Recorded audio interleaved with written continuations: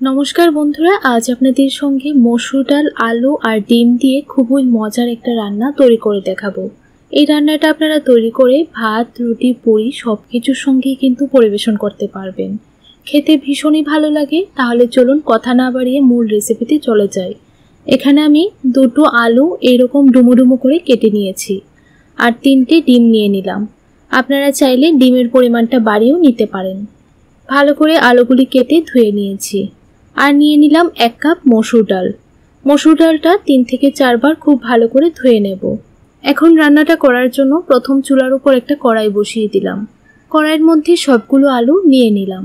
তারপর মসুর ডালটা ভালো করে ধুয়ে দিয়ে দিলাম। তারপর দিয়ে দিচ্ছি একটা বড় সাইজের পেঁয়াজ কুচি। পেঁয়াজটা একটু মোটা করে কেটে নেবেন, তাহলে খেতে ভালো লাগবে। এখন হাফ টিস্পুন জিরে গুঁড়ো দিয়ে দিলাম, হাফ টিস্পুন ধনিয়া গুঁড়ো দিয়ে দিলাম আর হাফ টিস্পুন ভাজা মশলার গুঁড়ো দিয়ে দিলাম। ভাজা মশলার গুঁড়োটা অপশনাল, আপনাদের কাছে যদি না থাকে তাহলে স্কিপ করতে পারেন।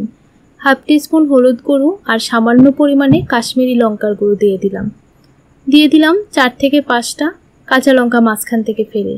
স্বাদ অনুযায়ী নুন দিয়ে দিলাম আর দিয়ে দিচ্ছি 2 চামচ সরিষার তেল।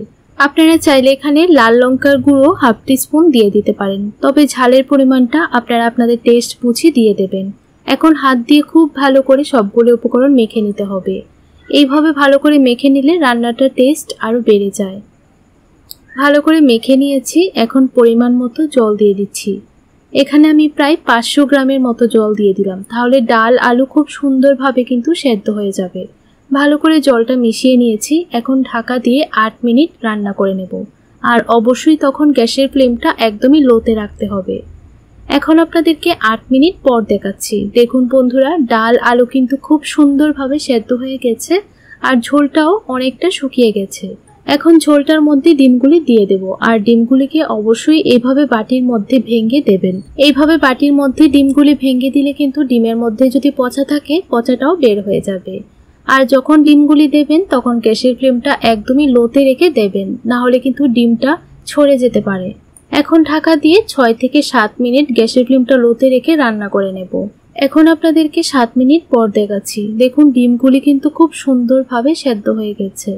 এইভাবে আস্তে আস্তে একটু নাড়াচাড়া করে দেব। দেখুন কত সুন্দরভাবে ডিমগুলি জমাট বেঁধেছে। বন্ধুরা, আপনাদের কাছে যদি রেসিপিটি ভালো লাগে তাহলে ভিডিওটিতে একটা লাইক করে দেবেন। আপনাদের লাইক আমাকে পরবর্তী রেসিপি তৈরি করার জন্য অনেকটাই উৎসাহ করে। ভালো করে একটু মিশিয়ে নিয়েছি। এখন চুলার উপর একটা ফ্রাইং প্যান বসিয়ে দিলাম। ফ্রাইং প্যানের মধ্যে 1 চামচ সরিষার তেল দিয়ে দিলাম। তেলটা ভালো করে গরম করে নিয়েছি। একটা শুকনো লঙ্কা দিয়ে দিলাম আর হাফ টিস্পুন আস্ত জিরে দিয়ে দিলাম। এখন ফোড়নটা ভালো করে একটু ভেজে নেব।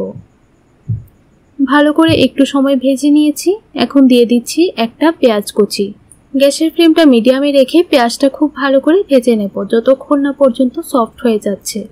দেখুন ভালো করে ভেজে নিয়েছি। এখন চুলাটা অফ করে রান্নাটার মধ্যে সবটা ফোড়ন দিয়ে দেব। বন্ধুরা, এইভাবে একদিন হলো বাড়িতে তৈরি করে খেয়ে দেখবেন। আশা করছি আপনাদের কাছে খুবই ভালো লাগবে। ভালো করে ফোড়নটা মিশিয়ে নিয়েছি। এখন দিয়ে দেব হাফ টিস্পুন গরম মশলার গুঁড়ো আর দিয়ে দেব 1 চামচ ঘি। ঘিটা দিলে রান্নাটার টেস্ট কিন্তু আরও ভালো হয়। ভালো করে গরম মশলার গুঁড়ো আর ঘিটা মিশিয়ে নিয়েছি। এখন গ্যাসের ফ্লেমটা অফ করে 5 মিনিটের জন্য স্ট্যান্ডিং টাইমে রেখে দেব। তারপর একটা বাটির মধ্যে নামিয়ে নেব। আপনাদের কাছে রেসিপিটি কেমন লাগলো অবশ্যই কমেন্ট করে জানাবেন। ভালো লাগলে আমার চ্যানেলটিকে লাইক, শেয়ার, সাবস্ক্রাইব করে আমার পাশে থাকবেন। তাহলে বন্ধুরা, আজ এই পর্যন্তই। দেখা হবে নতুন দিনে নতুন রেসিপির সঙ্গে। আপনারা সবাই ভালো থাকবেন, সুস্থ থাকবেন।